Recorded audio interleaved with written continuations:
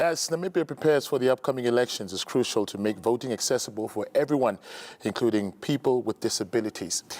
Although progress has been made, they still face challenges like physical barriers at polling stations and limited access to information during campaigns. And this makes it harder for them to fully participate in the democratic process.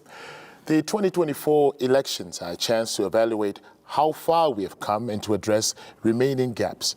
Organizations like the Electoral Commission of Namibia, advocacy groups and policymakers need to ensure that people with disabilities can engage equally in campaigns and on election day by providing accessible information and disability-friendly voting facilities. I'm Jonas Mbambo, joined by Peter Mbwale, a sign language interpreter for this evening. Very good evening and a warm welcome to Situation Critical. Tonight we'll discuss how to better integrate people with disabilities into political campaigns and voting. And our guest for today's discussion, on my far left, we have Moses Nghipandulwa from the Namibia Federation of the Visually Impaired. And on my immediate left, we have Wet Siluka from the ECN. And in the middle, we have Andreas Ihinda from the Namibia Association of Wheelchair Users, who will be sharing their thoughts this evening. Very good evening to you, gentlemen, and thank you so much for making time to join us for this very pertinent and timely discussion. Evening is our pleasure. All right. It sounds like a group discussion. Good evening, but thank you so much. Moses, let's perhaps, before we get to the part of the elections and campaigns, I think one of the most interesting things for a lot of people, including myself, is how do you see the world? Because usually because of also the cultural backgrounds and, just the way we were brought up to address persons with disabilities, it's almost like a taboo. But the world is changing now. Information is going out there. But talk to us about your experience and how you've been able to navigate the world to reach where you are, and also not only speak for yourselves, but also people who are in the same situation. All right, thank you very much, and it's really my pleasure to be here to actually share with you the experience that persons with a disability are actually facing, more particularly visually impaired persons. In many cases, things that we've been crying to is, access to resources, access to informations. This could be socially, this could be economically, but in this context, we are speaking about access to information in terms of, as you mentioned about that the world is changing and we are living actually in a democratic world whereby, you have rights to choose what you want, freedom of expressions and the movements and so on and so forth. So it has been really a predicament for a person with visual impairment. For instance, moving from one place to other place, it has been really a challenge again for a person with visual impairments to learn and have some sort of knowledge on what is happening in the continent or in the entire global. Mm-hmm. Andres, I'd like to get your thoughts on the same question, and perhaps also talk to us about your daily experience as as a wheelchair user in terms of accessibility to many other parts that every like an able person will be able to enter. But talk to us about that and how you've been able to navigate. And at the same time, you're also a comedian. You're able to take your disability and make fun of yourself. Not have that victim mentality. Talk to us about that. Well, as I'm saying, thank you for having me. Yeah, a wheelchair user is the same as my brother said here. It's a challenging because you find different disabilities. There are type of disabilities where we actually categorize them due to the type of injury they sustained. It's either through motor vehicle accident or by birth. You got poliomyelitis like myself. I got polio when I was 3 years. And then you find other CP like cerebral palsy. So in my case, I'm only affected mostly on my lower limbs.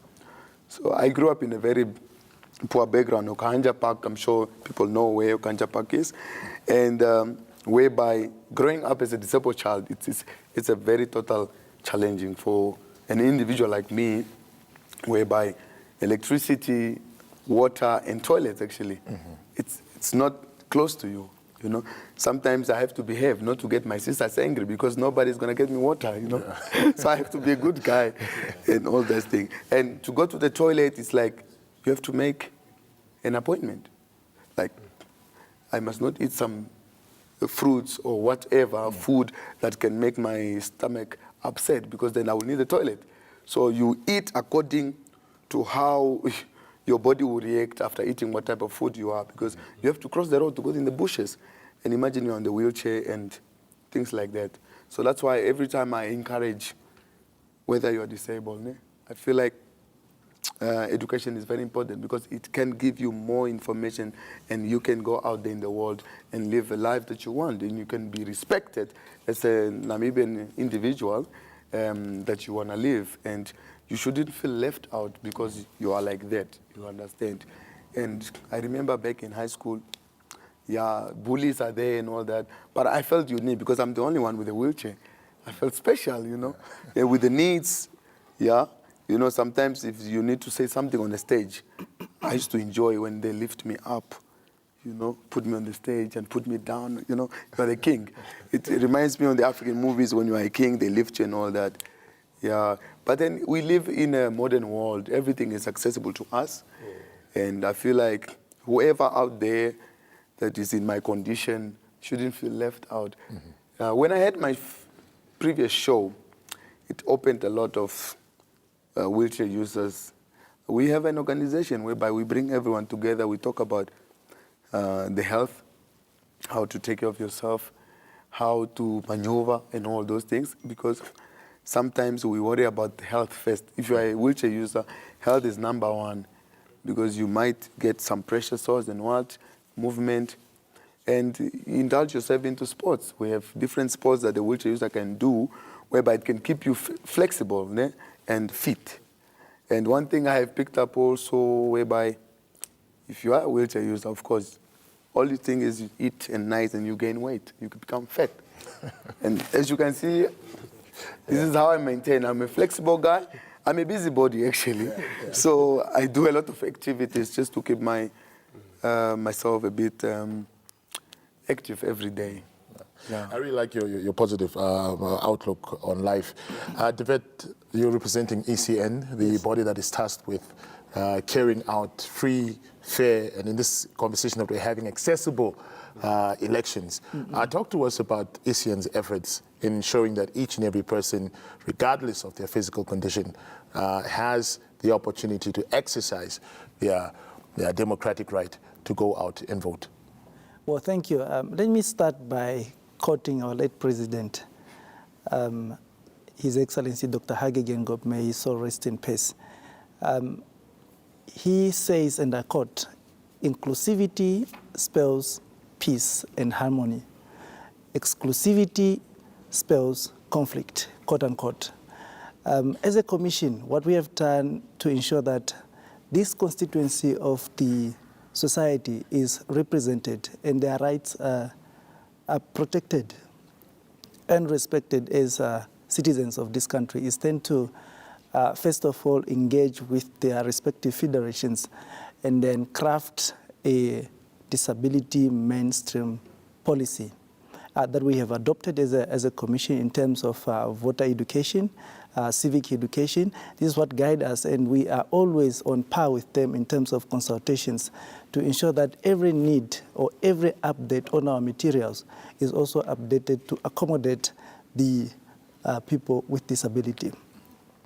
Having said that, we have also employed several staff members in the voter and civic education officers. We actually have 2 of them who are based at the head office currently, who are voter education officers, and they are visually impaired. These are the colleagues who work very closely with the Federation of the Federation for the Deaf, if I'm correct, to then develop materials information materials that would then be targeted for people with, who are visually impaired. But also we are we are cognizant that it's not everyone who can read Braille. Some of them did not have the opportunity to go to school and then learn how to read Braille. So we also encourage, because voter and civic education is not solely the mandate of the Commission alone. Although although the Act then mandates the Commission, it's also a responsibility of every citizen to ensure that we assist where we can to educate in terms of the voting streams, how you mark your ballot papers, and also to try and assist them to understand. Political parties have manifestos. They have set out their objectives for the next 5 years. So it's a responsibility of everyone, of every citizen, to interpret this in every language that one can understand. But also, in terms of data, when we were doing the voter registration, one of the features in our voter registration system is to segregate data. Segregate data in terms of all the demographics. And this included the data, for segregating data for people with disability in their constituency. And that constituency represent over 21,000 registered voters. Wow. Why did we do that? Is to then allow us to, when we are deploying resources, to know that, okay, with people with disability who have artificial limb, how many are there in this constituency? With physical disability, how many are there in those constituencies? And then we deploy those resources. In addition to that, what we have done also is to ensure that in our recruitment process, we will then recruit in all 121 constituencies people who will be responsible to oversee that the needs of the people with disabilities are carried out. But what we've also done so far in terms of voter and civic education is to make sure that we interpret all our materials into sign language. And I think as soon as the next process, which might start very soon, when we start rolling out the aggressive voter and civic education, we'll start seeing this information in all sorts of forms. Okay, formats. Yes. Moses, the last time we spoke about the importance of manifestos, and one of the parties, the SWAPO party, had put out its manifesto in Braille. How much of a game changer was that, and how did it make you feel as a person of visual impairment? That effort. Yeah, thank you very much. I think this, let me say, is a very historical event or something that has been done after independence. We are talking about more than 35 years.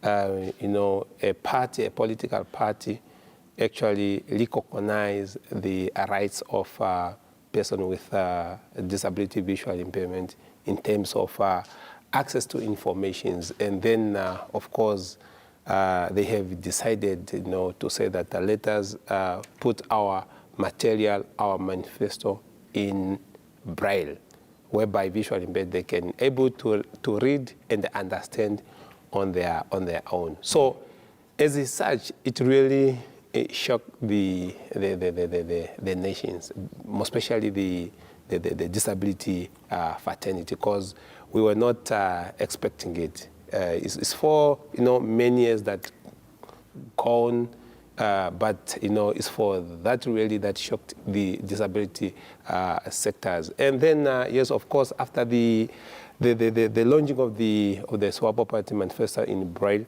I foresee that some other political party, they also have seen it, they heard it, and maybe they are also trying to do the same thing. But it depends from political party resources. A to political party B. Some might not have resources. Some might not. It depends.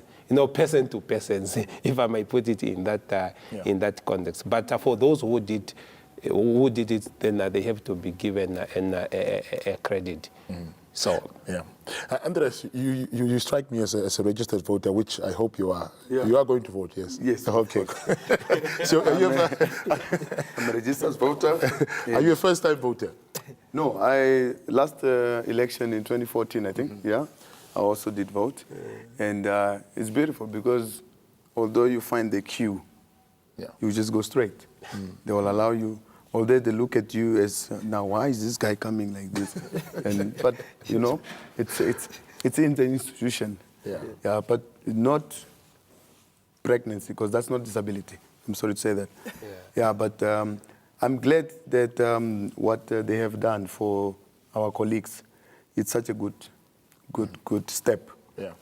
Well, if you may share, what would you say were some of the shortcomings from your last experience in terms of, at the polling stations that maybe you perhaps didn't experience, but maybe others experience and you feel needs to be improved on? I mean, in Windhoek at least, or in the more urbanized areas, we have pavings, we have tarred roads, and buildings that have been intentionally designed to have access for wheelchair users. But talk to us about some of the challenges that are faced by your fraternity and how ACN and other stakeholders can improve to ensure equal access.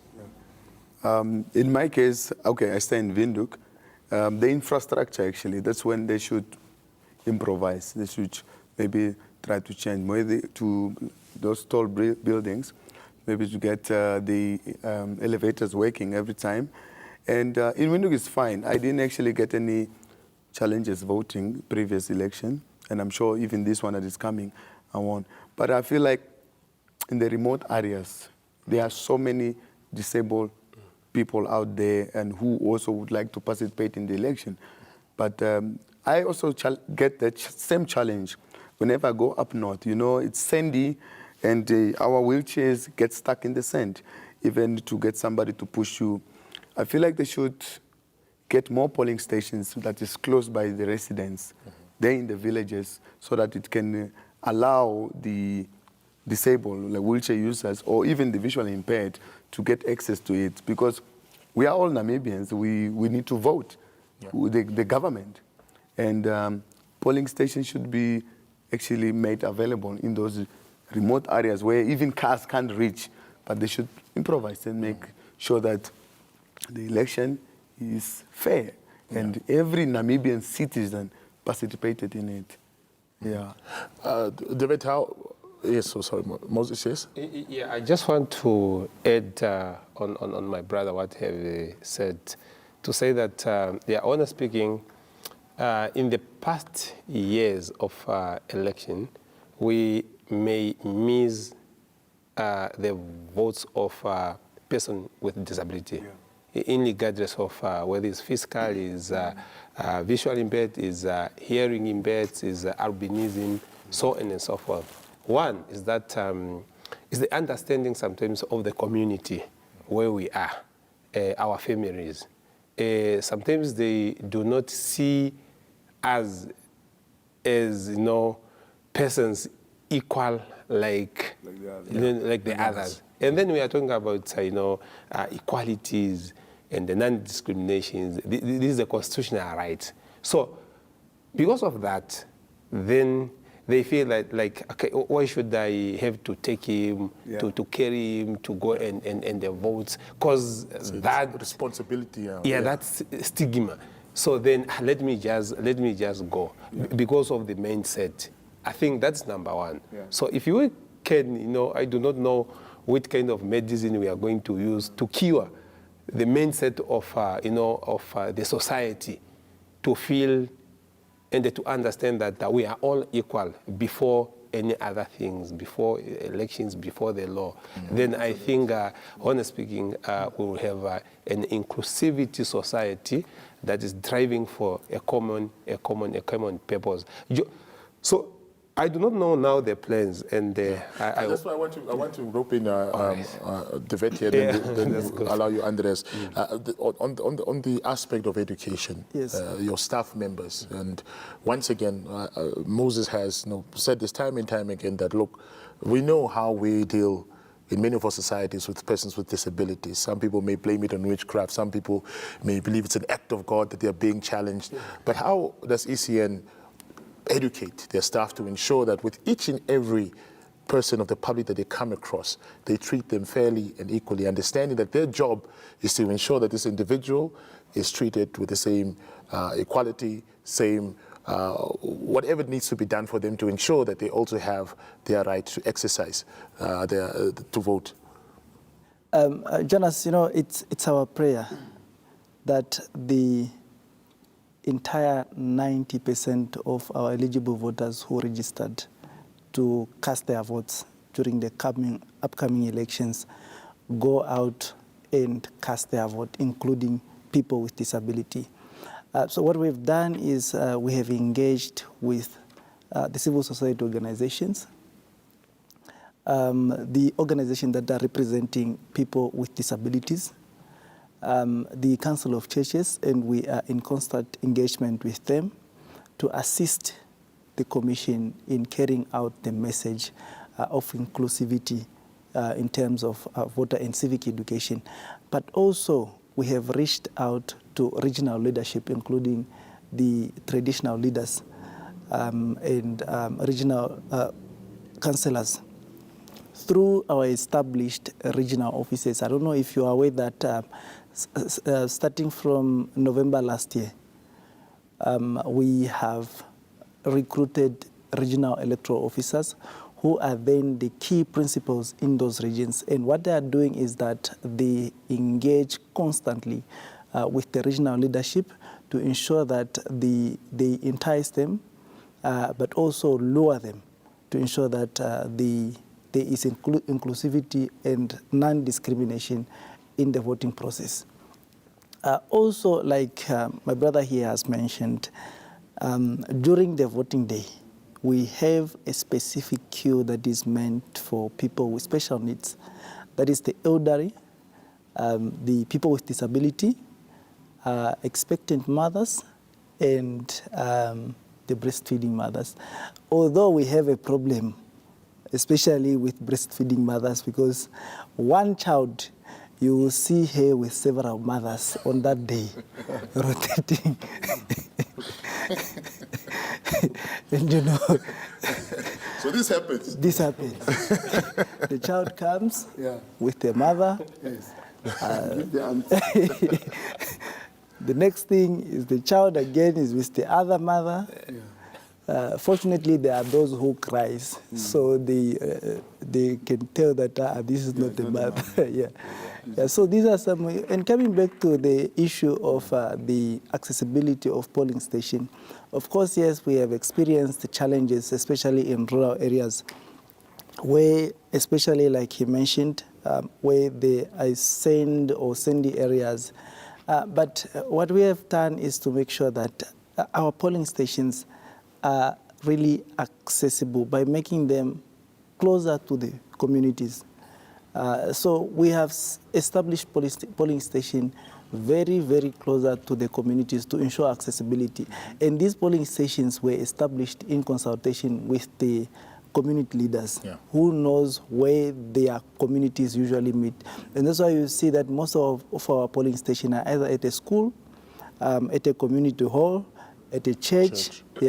Because these are accessible. We believe that people with disability also go to church, or they also go to those meetings, so they have access to these facilities. So these are some of the initiatives that we have to we have then put in force to ensure that we include the... Andreas, before we go for a break, we just wanted to get your thoughts.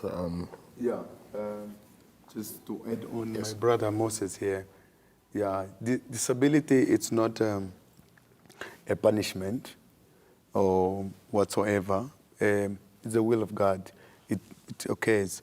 And the thing is, when you mention that maybe when it's time for election, and then maybe your parents will say, no, let's leave him behind, and because Yeah. I feel like in that term, they need education, they need awareness to say the same equal rights that you give to your son that is able to, it's the same as the one that is disabled. Some of the parents, they feel like they are just there until they die. But you know, they are the ones that have brains and that can achieve something in life. Then that one that is able, that's how God blesses or gifts people in families. They end up using the disability grant of this individual. End of the month, the money is coming in, disability. Thank God the government increased us. They increased something.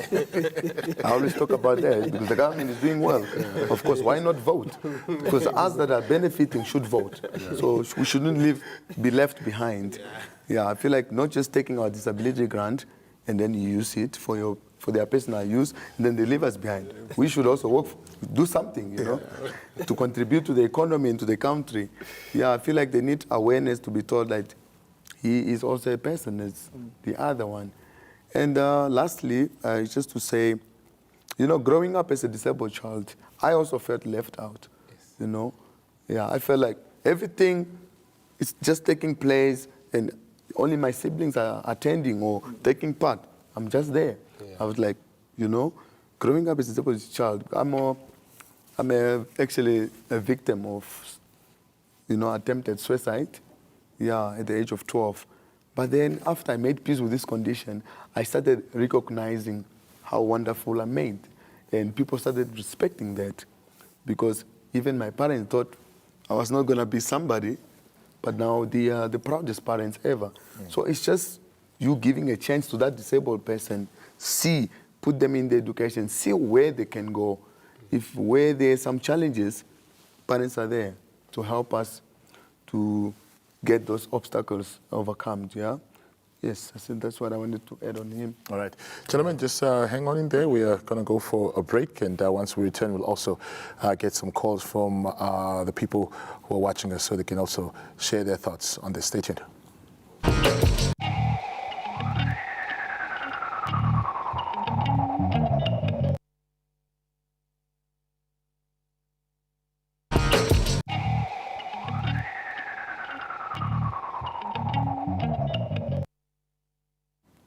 Welcome back. She's tuning in. You're watching Situation Critical with Jonas Mbambo, and today's topic is all about equal access to voting for persons with disabilities in Namibia. If you have any thoughts or any questions regarding the topic, please do give us a call on 061-291-3417 to share your thoughts on that. And if in case you missed it, the number is running down here somewhere, so you can just take a look at that and share your thoughts regarding this very important conversation.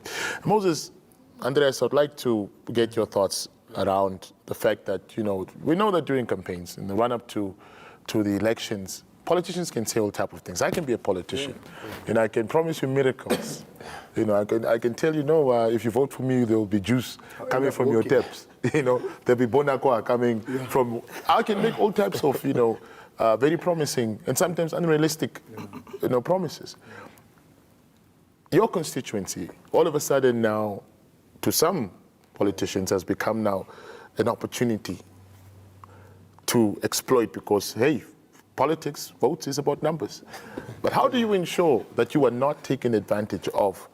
You know, how do you educate the rest of the community saying, like, no, wait, these are the same people who refused to sign a bill the other year about, you know, regarding us. But talk to us about the conversation in your constituency regarding how you do not want to be taken advantage of, but also how you also want individuals with similar conditions also present in offices where decisions are being made. Moses, let's start with you. Andreas, you can follow.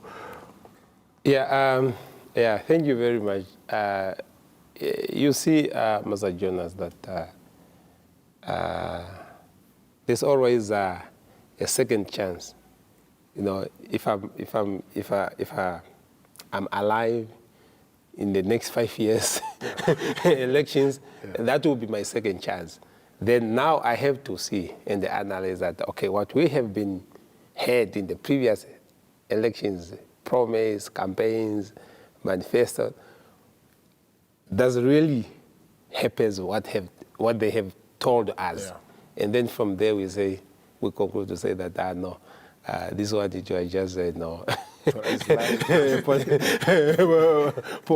Politics. So by this time around, I might say that, and the credit that some political parties, they have, if not all of them, but I believe all of them, they have their manifesto that they have, to implement in the next, 5 years.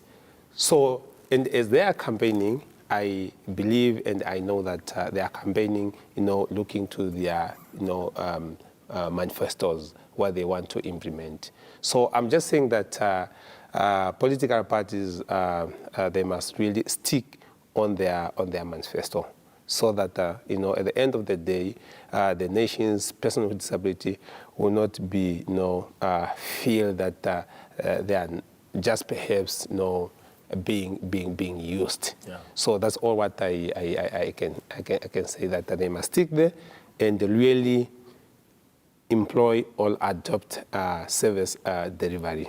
Yeah. Andres, your thoughts on that? Yeah, politics can be a bit challenging because they will feed you with a lot of promises. Because at the end of the day, they want you to vote them. It's, as you said, numbers counts. It's just that I saw a quote on Facebook saying, why is it when you met a guy for the first date, they have money, and then in the relationship, they don't have money? That's politics. Because you understand? That's politics. So I have to bring back this case of Dr. Hage Kengo. May his soul rest in peace. He's a great president.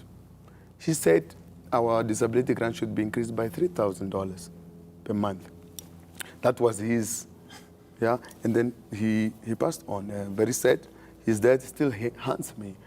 And then Netumbo, I've seen now in social media that post somewhere, if you vote me, I'll bring it to 3,000. Maybe you have seen it also somewhere. So politics is about trying to promise, and then later at the end of the day, they don't do that. But all I want is for the disabled people to be treated equal as the normal able people. A state hospital. I work for a private hospital. There you go there if you have medical aid, you understand. And you'll be treated because you pay premium every month. But then let's talk about any individual disabled who do not have medical aid and is in some critical condition going to Katura Hospital there. I'm telling you, it's a disaster. If you have been there, end of the month, casualty at the ER department, you wouldn't want to stay there because, I want everything to be made available for disabled people because they are also citizens and the same rights we have in the Constitution of Namibia, the same right that we have. Wheelchairs, a few years ago, somebody posted a gentleman, a boy that was born with a medical condition that I can't say now, and then was just on the ground, no wheelchair. I mean, we live in an independent country whereby a Namibian young boy who is born disabled do not have a wheelchair to mobilize him to go to school, And the parents complain that he's getting heavier as he's growing. And what I did, I have to create a WhatsApp group, bring friends that I trust that they can put something. I managed to get a wheelchair for the boy, and which I did out of my will, But that government's supposed to do that. But now that we're approaching elections, I feel like they should really stick to their manifestos so that when the majority comes out and vote, then we know what we're expecting. Just as you said, the past 5 years, since the previous, you have enjoyed and you're still alive. We are experiencing again another 5 years. Maybe God will still spare us. Let's see the difference, And we put it out there to the government and say, hey, listen, right now we need to plan this because this you promised and you never did. Now we are giving you another chance. So I feel like the best party should win. That's it. David, obviously you can't comment on politics. I'd like you to touch on the progress that we have made as a country, obviously, ASEAN, when they develop their policies and the way they're going to run elections, they benchmark, they go to different countries and see how things are being done there. How well would you say we are doing compared to other countries? You don't need to mention them, but the manner in which we are helping address the issue of ensuring that, persons with disabilities are included in this very, very important democratic process. Well, thank you. I'm really glad to hear that the promise is everyone with disability will go out and vote. They will go out and vote. So that is a relief on us, because it's our constitutional mandate. We need to, unfortunately, fortunately, execute it. In terms of democracy, as a country, I think we need to be proud of ourselves, both regionally, as SADC, and also as continentally and on the globe. We have done quite well since 1989, when we started with, when we got our independence. And this is something that we always emphasize to say, let's not tarnish our good reputation regionally and continentally in terms of our conduct, which is the sound principles of democracy. What we have done also is to also benchmark with other countries, both regionally, globally, to get an understanding. How do you include people with disabilities in your election process? I'll give you a practical example of our neighbor, Botswana. They are now conducting elections, unfortunately, but previously they were challenged by the society of people living with disability, because they felt that they were excluded in the electoral process. And that is what we as a country has really improved and built on, to ensure that we even build or develop system that will help us to segregate data in order to know that, okay, in the total number of registered voters, how many people with disability do we have? Because then statistics helps you to plan in terms of allocation of resources. And also, resources, we mean equipment, materials, and human resources. And even when we are employing, we also need to ensure that, okay, within our employment, what rate do we reserve for people with disability? And this is what we have been doing.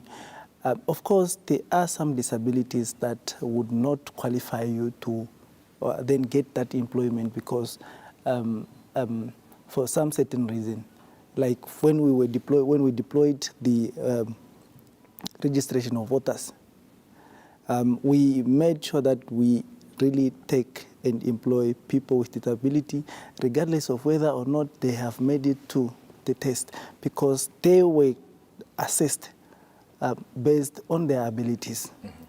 And in their constituency, we made sure that we allocate them to positions where they can competently execute. And this is what we felt like, okay, this is how we can then include them in our processes, because you can only, they can only get encouraged if they also feel involved in the processes. And then we have to carry them along. So what we have also done is to then ensure that during our stakeholder engagements, we then have a session with them to understand their needs and also understand what would they want to bring to the table. And these are some of the steps that we are also still employing here and there to ensure that we inclusively include them in our processes.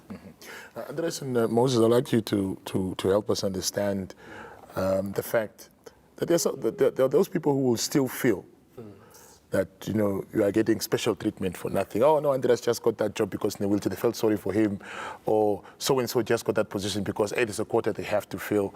How do you feel about such sentiments in some instances where, do you want people to feel like, oh, shame, or do you really want to, people to say, look, we are all equal here with equal footing. It's intellectuals now, that the intellectual capability that plays a role now. But talk to us about that experience and those sentiments that are shared by some disgruntled individuals who may say, it's because they're having a disability, that's why they're given the opportunity as opposed to someone else or myself for that matter. But please share. Moses, let's start with you then, Andreas. Yeah, look, it's really something that one could feel so badly. It's just like to say that you are being wheelbarrowed, so you are nothing, but it's because of your disability you have now just to be given that. It could be a position or whatsoever. We have a say where we say that disability is not qualifications to a certain opportunity. To say that because you're a person with disability, visually impaired, albinism, physically, does not mean that you can be automatically be a CEO of a certain company without having certain accumulating certain standard experience and so on and so forth. So therefore, when you are saying, to say that, you are just being given that job because of your person with disability. Otherwise, if you were not person with disability, we couldn't take you, we couldn't employ you. That one is really a violations of human rights, and to really offending somebody, because it's like you regarded me as nothing. Just to say that in short. Yeah. Andreas, your thoughts on that? So just to add on him, actually, for me it started at school. Growing up as a disabled child, you find those type of stigmas and discrimination. So at school, I was a noisemaker. I was mostly on those papers that the class captain will write. I'm being honest. Yeah, so when the teacher comes, all I want is the teacher to punish all of us the same way. I always wanted to be treated the same way as an able person, because that way it will make me strong. Because if you feel pity for me now, it's like you are downgrading me, you are killing me. I won't be strong out there in the world, because remember, you are a teacher and you are teaching me to be a man out there one day. So I was suggested my punishments that I can do in the classroom. Yeah, like one day I really made noise. My name was number 1. So the teacher asked me which punishment I would want. Yeah, by clearing the chalkboard, I take a broom, put a cloth, I did it. So I would feel like in this world, if you see me, you must see as you are seeing Jonas Mbambo. Don't just see a wheelchair. No, although we have differences, but I'm also a human being, I feel like we should be treated equally. And lastly, we have different disabilities, but then sometimes you should also try to categorize that, no, this person was employed because he's educated. Yeah. Don't just come and say, no, you got this job because you are disabled. I mean, seriously, you can be disabled, but obviously if you are also educated, you can be a CEO of a company. You can be a manager. You can be managing people. Not because they favor you because you are like that. No. You can't be like that and you don't have qualification. Obviously, if like me, one day I was outside ShopRite waiting for my sisters. Somebody just came and gave me $3.50 because he saw me, I'm on the wheelchair. He thought maybe he could give me some change. I wasn't actually begging.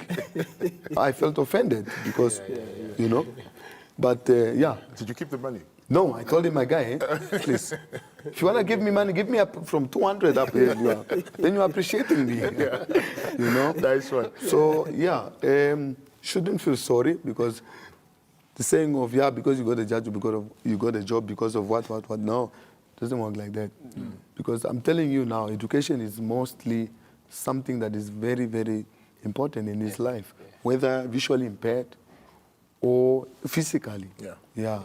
I would like for the debate perhaps to help us understand why perhaps over the years that we have had elections, we haven't seen, candidates with, or maybe I stand corrected, but have there been candidates with disabilities running for public office? If not, what have perhaps been the deterring factors?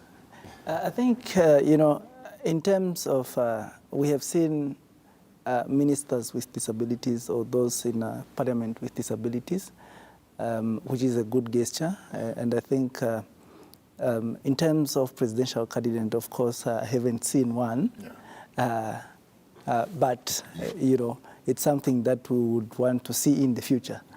Yeah. But in terms of those varying for positions in the National Assembly, of course, we have seen those being represented there. But also, in terms of when it comes to voting, and I think I just need to touch on that, the Electoral Act provides for people with disability and the elderly, those people who can, to then have somebody, it can be your sibling, it can be somebody you trust. Yeah. Because, not everyone with disability, especially with the blind who can read Braille, they will need somebody's assistance in order to cast their vote. Right. Yeah. So what the law allows, and this is one of the, the good thing about our democracy, the Act or the Electoral Act allows for you to bring a second person to assist you to cast your vote. Yeah. But if you do not have somebody to bring, we have our presiding officers in the polling station who then assist those in need to cast their vote, but without any interference. Mm-hmm. It's, we have to maintain, the bottom line is to maintain the secrecy of the vote. Yeah, it's between you and that person. Whatever you do, whether you go and cross in the box that the person did not tell you, only God and you knows what you did on that ballot paper. And of course, the third person that also escorted you. You never go say, no, Andreas did not vote for that party. So just waiting. But as we are about to wind up the conversation, I'd like to get your thoughts around what but you would... Maybe quickly, yes, please. Yeah. What I also want to emphasize is that, let's start now. Every day, just get a piece of paper, draw a box, cross in it, so that we practice practice how to cross. Yeah. Yeah. Now, as we approach the end of the conversation, I'd like to get your views in terms of what you would want to see being done right now as we are now going, towards the elections. I know that nobody knows your conditions better than yourselves. Yes. And nobody is in a better position to say, no, I know what they want. Yeah. You guys know what you want, you know what you need, you know what issues are of urgency, and please feel free to share what you think needs to be done by the various stakeholders, not only by ECN, but also members of communities like ourselves. What can we do to ensure that fellow Namibians of that constituency have that opportunity and that support to also participate in this very important democratic process? Moses? Yeah, thank you very much. Before I came here, I consulted some of my colleagues who are persons with disability to inform them that, look what, I'm going for interview. What do you want me to say there? Mm-hmm. So first they say that they want to be part and parcel of, employment, be polling officials, returning officials, yes, and so on and so forth. That's what they have said. So in regardless of whether hearing impaired, visually impaired, physically, that's what they want, to say that they must be given opportunity to work in this upcoming election. So coming to the inclusions, self-representation, Master Jonas, what they are saying, we are saying that in future, we want somebody who is a person with a disability to be a commissioner in ECN. I think so far I'm speaking under correction. I haven't seen a person who is a person with disability in the commissioner, and I say that I'm speaking under correction. Yes. So that's what we want, because it's through that decision making we can clearly, with energies, participating in the formulations of the policy, of the strategic plan. You have a good strategic plan. I have read it. You have Harambee Prosperity Plan, NDP, what, a very good one. Because, Mr. Jonas, the problem is here. We have a very good policy. We have a very good legislature, but implementations is the one that is really taking us back. The lack of implementation. Yeah. The lack of implementation. Honestly speaking, Namibia is one of the countries, to be honest, which is on top notch when it's coming to legal framework, when it's coming to person with disability. We have the National Disability Act, we have disability policy, we have, we send the UNCRPD, the United Nations Convention on Persons with Disability. We have a very beautiful constitution, Article 17. We have everything, but service delivery, I'm telling you, it's really failing. Yeah. Andreas, just briefly, we don't have much time, but I will just let you share your thoughts as well on that. Yeah. I feel like if you are a Namibian citizen and you are registered, you have a voter's card, please, let's go out there in numbers. Let's vote. Bring everyone, even if they can't move, whether you carry them on their back, if it's disabled, there's no wheelchair. We just want to make sure that this election of 2024 that's going to take place in November should be fair.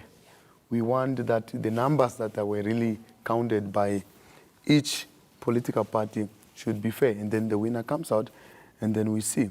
And then as employment, just to conclude, should be really, I see some companies mostly when they advertise in vacancy, they indicate their disability is an advantage. So that we can be out there also as the member of the working class, you understand? So that's all I wanted to add. Right, thank you. Tibet, your final thoughts? Yeah, well, thank you. It's just to then implore and urge every member of society to really assist the Commission with our voter education efforts and ensure that each and every voter is given the opportunity to cast their vote without any intimidation. To our grannies out there and those in the far rural areas, let's start practicing how to cross the vote by even drawing in the sand. You draw a small box, cross in it so that your vote is not spoiled or rejected on the election day. Those little number counts, it will make your candidate go to National Assembly and represent you for the next 5 years. Thank you so much. Tibet, Andreas, Moses, thank you so much for your time. Thank you, Andreas and Moses, for sharing personal aspects of your life. I think everybody watching, and not only the sad parts, but also the very humorous parts. And I think everyone that's been watching this will walk away with a different understanding of the way life is for some of you. Thank you so much. Thank you. I highly appreciate it. And before we go, we always have an African proverb, and the African proverb of today goes as follows: better to be a lion for a day than to be a sheep all your life. Now, this proverb encourages boldness and courage, even if it's short-lived, over a lifetime of passivity and submission. It emphasizes the value of living with strength, confidence, and independence, rather than constantly conforming or following others out of fear or hesitation. With that said, remember the tagline: situation critical, minds philosophical. Peace and love.